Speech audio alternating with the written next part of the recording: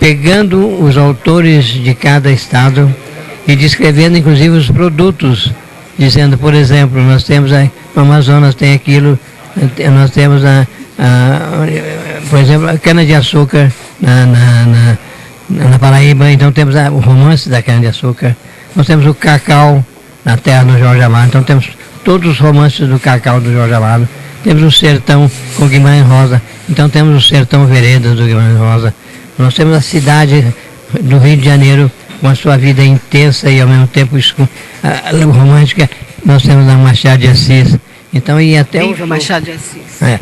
Sempre, claro, esse é o máximo, né? É o máximo. Então eu pegava todo o Brasil e colocava o Brasil na frente deles, explicando os escritores de cada região.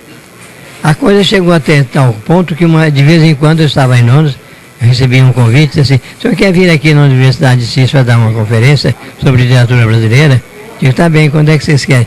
Eles aí dizem assim, bom, mas traz o mapa, por favor, faz a conferência com o mapa.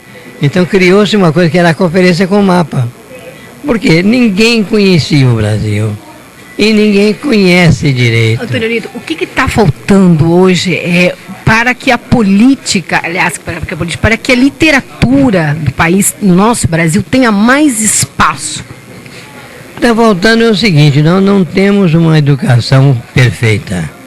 Nós não temos um ensino que de fato vá ao fundo. Eu estou vindo da academia agora que recebeu lá os japoneses.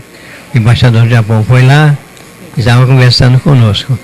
Então, ele disse, no Japão, quando houve a bomba atômica, arrasou o país. Nós resolvemos então investir tudo na educação.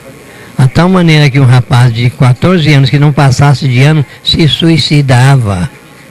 Porque era uma vergonha não passar de ano, ele ia ser um cidadão nulo. Não ia ter cultura. E a China cresceu muito. É uma superpopulação. Claro. E eles são sábios. Baseado na educação. Então a educação é tudo. O que está faltando, então, Antônio Olinto, na nossa literatura, na nossa cultura aqui do país, é as pessoas terem mais acesso aos livros. Educação, pura educação. Mas eu não quero nem falar, eu sou meio terrorista. Não gosto nem de falar, mas nós temos 20 milhões de analfabetos absolutos. Nossa. Não é possível. Não é possível, presidente Lula, não é possível. Mas educação, presidente Lula. Livros para as nossas crianças, presidente Lula. Claro. Sabe? O senhor pode até mandar um recado para o presidente Lula. Não, depois veja possível. 20 milhões de pessoas, são 3 Suécias. Suécia tem 7 milhões. Nossa. São 4 Holandas, 4 Bélgicas. Então nós carregamos na cacunda, para usar a palavra bem mineira, quer dizer, nas costas, 4 Bélgicas. Nós que sabemos ler e escrever, somos obrigados a carregá-los na cacunda. Por quê? Porque não lendo nem escrevendo, eles mal podem ganhar a vida e não contribuem para o país. Nós somos obrigados, portanto, a trabalhar o dobro. E não é só isso aí, é claro que nós trabalharemos o dobro sempre que isso for bom para o país. Mas é que preciso que todos participem.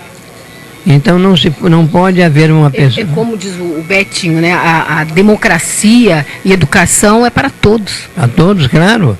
E tem que haver de fato um programa em que todo mundo estude. Em que ninguém seja pelo menos analfabeto. Porque o bom emprego tem que saber ler, meu Deus. Pelo menos saber ler e escrever. Senão como é que vai ter bom emprego? É verdade, isso é muito importante.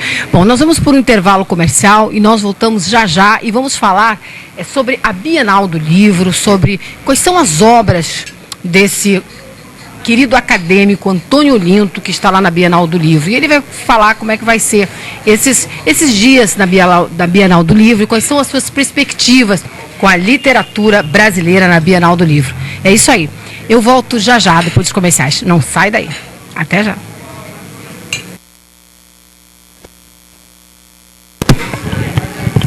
Ok?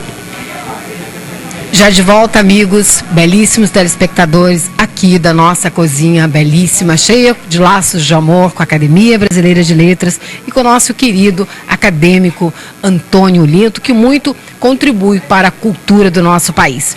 E agora está começando a Bienal do Livro e ele vai nos contar como vai ser esse trabalho lá na Bienal do Livro. E aí, Antônio, como é que vai ser esse trabalho lá na Bienal? Eu passei a manhã de hoje exatamente na festa de inauguração. Nós temos não só escritores brasileiros de todo o país, como escritores de toda a América Latina e da Europa e dos Estados Unidos, e vêm aqui participar. Em primeiro lugar, nós temos todos os editores se reunindo e colocando as suas, quase que uns casebres, colocando os livros lá dentro.